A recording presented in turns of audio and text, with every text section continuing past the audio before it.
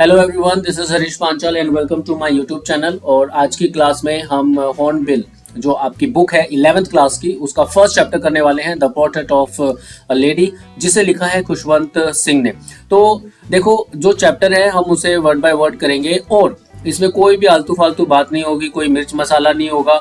ठीक है, तो शुरू करते हैं अपनी वीडियो को, ताकि आपको अच्छे तरीके से, बेटर तरीके से ये जो चैप्टर है ये समझ में आ जाए। और एक बात, ये जो चैप्टर है इसको दो पार्ट में हम करेंगे।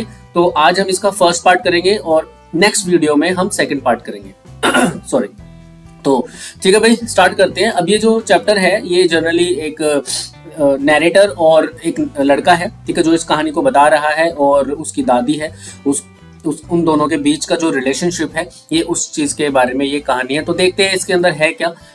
इसको पढ़ना स्टार्ट करते हैं यहाँ से। My grand mother. अब जो लड़का है वही नैरेटर है इसके अंदर। अब वो अपनी दादी माँ के बारे में बता रहा है, अपने घर के बारे में बताएगा, गांव के बारे में बताएगा।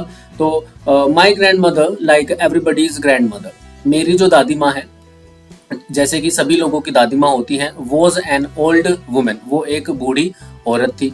She had been old and wrinkled for the 20 years that I had known her. अब वो ये कहता है, अब ये छोटा बच्चा है, अब ये कहता है कि भाई मेरी जो दादी है ना, वो बहुत समय से बूढ़ी है और उसके चेहरे पर झुर्रियां हैं। फॉर द 20 years, और लगभग 20 साल से, जब से मैं उसे जानता हूँ ना, आई हैड नोन हर, जब से मैं उसे जानता था तब से वो बूढ़ी ही थी। पीपल सेड, लोग कहते थे, that she had once been young, लोग कहते थे कि वो कभी जवान होगी, एंड प्रेटी, और सुंदर थी, एंड हैड अ हस्बैंड, और उसका एक पति भी था। But that was hard to believe, लेकिन इस बात पर विश्वास करना बहुत ही ज्यादा मुश्किल था। My grandfather's portrait hung above the mantelpiece in the drawing room. अब मेंटल पीस क्या होता है? जैसे आप लोगों ने देखा होगा, हॉलीवुड की फिल्म्स में देखा होगा, या फिर जो यूरोपियन हाउसेज होते हैं उसमें आपने देखा होगा, ड्राइंग रूम के अंदर ना एक चिमनी लगी होती है और उसके ऊपर जो शेल्फ बना होता है उसे मेंटल पीस कहा जाता है। और जो नैरेटर है वो कहता है कि भाई हमारे घर में जो ड्राइंग रूम था और उसके अंदर जो मेंटल पीस है, उसके ऊपर मेरे दादाजी का एक पोर्ट्रेट था, मतलब एक तस्वीर थी, मेरे दादाजी की एक तस्वीर रखी हुई थी, लटकी हुई थी। ही वोर अ बिग टर्बन। अब पिक्चर के अंदर उन्होंने एक बड़ी सी पगड़ी पहने हुए हैं, एंड लूज फिटिंग क्लोथ, और काफी ढीले ढाले कपड़े पहने हुए हैं। जैसे पहले के जो इंसान थे वो बहुत ही लूज फिटिंग के कपड़े पहनना करते थे। तो एक फोटो लगी हुई है, फोटो लटकी हुई है मेंटल पीस के ऊपर उनके ड्राइंग रूम में, वो बता रहा है बच्चा। His long white beard covered the best part of his chest. अब बेस्ट पार्ट क्या होता है? चेस्ट का सामने का जो हिस्सा होता है वो। अब ये कहता है कि उनकी जो सफेद दाढ़ी है वो उनके चेस्ट के बेस्ट पार्ट को ढक रही थी, मतलब बहुत लंबी दाढ़ी थी।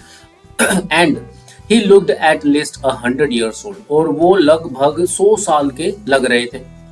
He did not look the sort of a person who would have a wife. वो ऐसे इंसान बिल्कुल नहीं लग रहे थे कि उनकी कोई पत्नी भी हो और चिल्ड्रन, या फिर उनके कोई बच्चे हों। He looked as if he could only have lots and lots of grandchildren. वो तो बल्कि ऐसे लग रहे थे कि जिनके बहुत सारे, मतलब बहुत सारे जो है पोता पोती हो। As for my grandmother, और जहां तक मेरी दादी माँ का सवाल है, बीइंग यंग एंड प्रिटी, उनके जवान होने का और सुंदर होने का जो सवाल है, the thought was almost revolting, ये कुछ हजम होने वाली बात नहीं है, ठीक है, और मुझे ये थोड़ा सा मजाक लगता है। She often told us of games she used to play as a child. वो अक्सर हमें बताया करती थी कि जब वह छोटी थी तो किस तरीके के खेल खेला करती थी। दैट सीम्ड क्वाइट एब्सर्ड, बड़े ही बेतुके हमें लगते थे, and undignified on her part, और बड़े ही बेतुके से हमें वो खेल लगते थे जो वो बताती थी। And we treated it like the fables of the prophets she used to tell us. और हम जब भी वो ये बताती थी ना, किससे बताती थी कि हम बचपन में ऐसे खेल खेलते थे, वैसे खेल खेलते थे, तो नैरेटर बोलता है कि हम उसे एक फेबल की तरह मान लेते थे, मतलब एक कहानी की तरह मान लेते थे, जो वो अक्सर हमें सुनाया करती थी। ठीक है, आगे देखते हैं। She had always been short and fat, वो हमेशा से ही छोटी थी, मतलब उनकी हाइट कम थी, फैट मोटी थी, एंड स्लाइटली बेंट, और थोड़ी सी झुकी हुई थी, जैसे बुढ़ापे में लोग झुक जाते हैं, वो उसकी दादी वैसी झुकी हुई थी। हर face was a crisscross of wrinkles, उनका जो चेहरा है ना वो क्रिस क्रॉस हो गया था बिल्कुल, मतलब चारों तरफ झुर्रियां ही झुर्रियां थी, running from everywhere to everywhere, जहां तक नजर जाती थी उनके चेहरे पर झुर्रियां ही झुर्रियां थी। नो नहीं, वी वर सर्टेन, हम बिल्कुल निश्चित थे कि she had always been as we had known her, नहीं हम बिल्कुल निश्चित थे इस बात को लेकर कि जैसा हम उन्हें देखते आ रहे हैं ना सालों से, वो वैसी ही है। ओल्ड, सो टेरिबली ओल्ड, वो इतनी ज्यादा बूढ़ी हो चुकी हैं that she could not have grown older, कि अब वो इससे ज्यादा बूढ़ी नहीं हो सकती।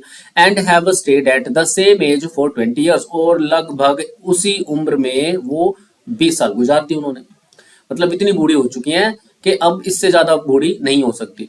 She could never have been pretty, वो कभी भी सुंदर नहीं हो सकती थी, but she was always beautiful, लेकिन वो सुंदर थी। अब यहाँ पर अलग अलग बातें हैं। अब बच्चा जो है वो ये कहता है कि भाई वो दिखने में सुंदर नहीं हो सकती थी, लेकिन वो चरित्र में जो उनका व्यवहार था उसमें बड़ी सुंदर थी। She hobbled about the house in spotless, वो हॉबल का मतलब होता है लड़खड़ाते हुए चलना, ठीक है, जैसे बूढ़े लोग चलते हैं लड़खड़ाते हुए पूरे घर में चलती रहती थी। इन स्पॉटलेस वाइट, वो एक साड़ी पहनती थी बिल्कुल व्हाइट कलर की जिसमें एक भी धब्बा नहीं होता था। With one hand resting on her waist, और उनका एक हाथ उनकी कमर के ऊपर होता था, टू बैलेंस हर स्टूप, ताकि वो अपने झुकाव को बैलेंस कर सके। And the other telling the beads of her rosary, और जो दूसरे जो हाथ था उसके अंदर एक माला होती थी, मणियों की माला होती थी जिसको वो चैंट करती रहती थी। हर सिल्वर लॉक्स, मतलब उनके बाल, वर स्कैटर्ड अनटाइडली, उनके जो बाल हैं उनके सिर पर बिखरे हुए रहते थे। ओवर हर पेल पकर्ड फेस, उनका जो चेहरा था, ठीक है, पीला मुरझाया हुआ सा जो चेहरा था, सूखा सा जो चेहरा था उसके ऊपर। And her lips constantly moved in inaudible prayer, और उनके जो होठ थे वो हमेशा हिलते रहते थे, और मानो कि वो कोई प्रार्थना कर रही हैं, लेकिन वो सुनाई नहीं देती थी, इनऑडिबल थी। यस, शी वॉज ब्यूटिफुल, हाँ वो बिल्कुल सुंदर थी। She was like the winter landscape, जैसे सर्दियों में लैंडस्केप दिखाई देता है ना इन द माउंटेन्स, माउंटेन्स में बिल्कुल वैसी ही वो शांत थी, सुंदर थी। An expanse of pure white serenity, breathing peace and contentment, और जैसे कि लैंडस्केप दिखाई देता है ना दूर दूर तक, बिल्कुल व्हाइट कलर की जो स्नो होती है चारों तरफ दिखाई देती है, समंदर, ओ सॉरी समंदर कह रहा हूँ, माउंटेन्स के बीच में, बिल्कुल वैसे ही शांत और कंटेंटमेंट थी, बिल्कुल शांत और शांति भरी वो औरत थी, मतलब उसकी दादी माँ थी। यहाँ तक हो गया भाई। आगे देखते हैं। माई ग्रैंड मदर, मेरी दादी माँ, and I were good friends, मेरी दादी माँ और मैं बहुत ही अच्छे दोस्त थे। My parents left me with her when they went to live in the city, मेरे माता पिता मुझे उनके पास छोड़कर चले गए जब वो शहर में चले गए थे। And we were constantly together, और हम तब से ही बिल्कुल साथ थे। She use to wake me up in the morning, वो मुझे सुबह उठाती थी। And get me ready for school, और मुझे स्कूल के लिए तैयार करती थी। She said her morning prayers in a monotonous sing song while she bathed and dressed me in the hope that I would listen and get to know it by heart. अब वो एक लय में, मोनोटोनस में मतलब एक ही लय में वो अपने जो गाने होते थे, या फिर कह लो कि आप जो धार्मिक सॉन्ग होते थे वो गाती रहती थी जब वो मुझे नहलाती थी और मुझे कपड़े पहनाती थी, और वो इस उम्मीद में उन गानों को, उन गीतों को गाती थी, प्रेयर्स को गाती थी कि मैं उनको कुछ सुनूं और मुझे वो सारे की सारी याद हो जाएं। आई लिसनड, मैं सुनता था, because I loved her voice, मुझे उनकी आवाज से प्यार था, मतलब मुझे उनकी आवाज बहुत अच्छी लगती थी, इसीलिए मैं वो प्रेयर्स सुनता था, but never bothered to learn it, लेकिन कभी भी जोखिम नहीं उठाया उनको याद करने का, इतना परेशान नहीं हुआ कि मैं उनको याद करूं।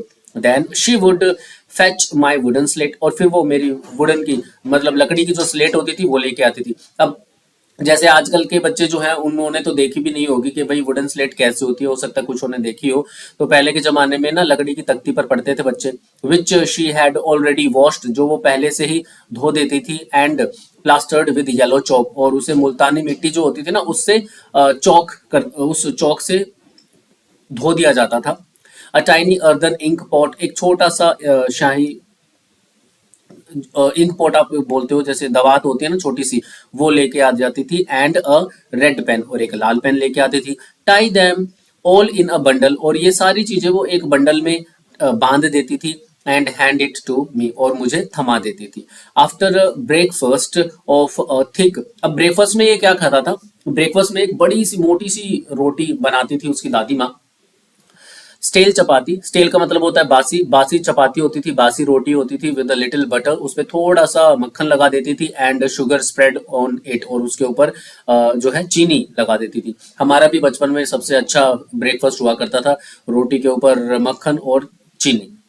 वी वेंट टू स्कूल, और फिर हम जो है स्कूल चले जाते थे। She carried several stale chapatis with her, और अपने साथ वो कुछ बासी चपातियां, रोटियां जो हैं वो लेकर आती थी फॉर द विलेज डॉग्स, जो गांव में जो कुत्ते मिलते थे रास्ते में उनको देने के लिए। My grandmother always went to school with me, मेरी दादी माँ हमेशा मेरे साथ स्कूल में जाती थी, बिकॉज क्योंकि the school was attached to the temple, क्योंकि जो स्कूल है वो एक टेम्पल के साथ था, मतलब टेम्पल के पास था। The priest taught us the alphabet, जो वहाँ के पुजारी हैं, प्रिस्ट हैं, वो हमें अल्फाबेट सिखाते थे, एंड द मॉर्निंग प्रेयर, और हमें सुबह की प्रार्थना करवाते थे। वाइल द चिल्ड्रन सेट इन रोज, और जब बच्चे लाइन में कतार में बैठे रहते थे, on either side of the veranda, वरामदे के दोनों तरफ, सिंगिंग द अल्फाबेट, अल्फाबेट्स को गाते रहते थे, और the prayer in a chorus, और सब मिलकर एक साथ जो है प्रार्थना करते रहते थे। तब माई ग्रैंड मदर, उस समय उसकी दादी माँ क्या करती थी, सेट इनसाइड, अंदर बैठ जाती थी मंदिर के, रीडिंग द स्क्रिप्चर्स, और वो जो ग्रंथ है, धार्मिक जो ग्रंथ है उनको पढ़ती थी। when we when we had both finished, जब हम दोनों ही अपना काम फिनिश कर लेते थे, we would walk back together, तो हम वापस घर आ जाते थे एक साथ। this time the village dogs would meet us, और वापस घर आते समय गांव के जो कुत्ते हैं वो हमें मिलते थे एट द टेम्पल, मंदिर के पास, मंदिर के दरवाजे के पास।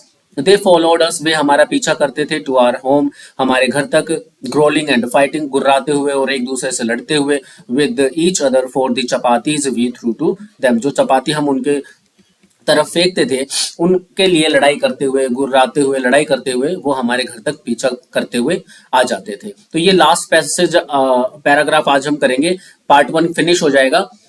when my parents were comfortably settled in the city, जब मेरे माता पिता अच्छे तरीके से सेटल हो गए शहर में, they sent for us, तो उन्होंने हमें बुला लिया। that was a turning point, this is very important, ये क्वेश्चन आ सकता है कि भाई what was the turning point in the narrator's life, तो that was a turning point in our friendship, तो ये जो हमारी मित्रता थी उसमें एक टर्निंग पॉइंट था जब वो शहर गए थे। although we share the same room, हालांकि हम एक ही कमरे में रहते थे। My grandmother no longer came to school with me, अब मेरी दादी माँ मेरे साथ स्कूल में नहीं आती थी। I used to go to an English school, मैं एक इंग्लिश मीडियम स्कूल में जाया करता था, इन अ मोटर बस, और मैं एक बस में जाता था। There were no dogs in the street, गलियों में कोई भी कुत्ते नहीं थे। And she took to feeding sparrows in courtyard of our city house, तो जो हमारा शहर में घर था उसमें उन्होंने क्या किया, अपने आंगन में जो चिड़िया थी, स्पैरोज जो थी, उनको खाना खिलाना शुरू कर दिया। गांव में वो कुत्तों को खाना खिलाती थी, और शहर में आके उन्होंने स्पैरोज को खाना खिलाना शुरू कर दिया। तो यहाँ तक ही करते हैं, ये हमारा पार्ट 1 हो चुका है। हमने सही कोशिश करी है इस चैप्टर को पढ़ने की और समझने की। आई होप सो आप लोगों को भी अच्छे तरीके से समझ में आ गया होगा आज का chapter, the portrait of a lady part 1, आज इसका पार्ट 1 फिनिश हो चुका है। ठीक है, तो भाई वेट कीजिएगा नेक्स्ट वीडियो का, और तब तक इसी वीडियो को देखकर आप इस चैप्टर के बारे में समझिए। ठीक है, तो मिलते हैं नेक्स्ट वीडियो में। Thank you so much for your time, have a nice day to all of you, bye bye, take care.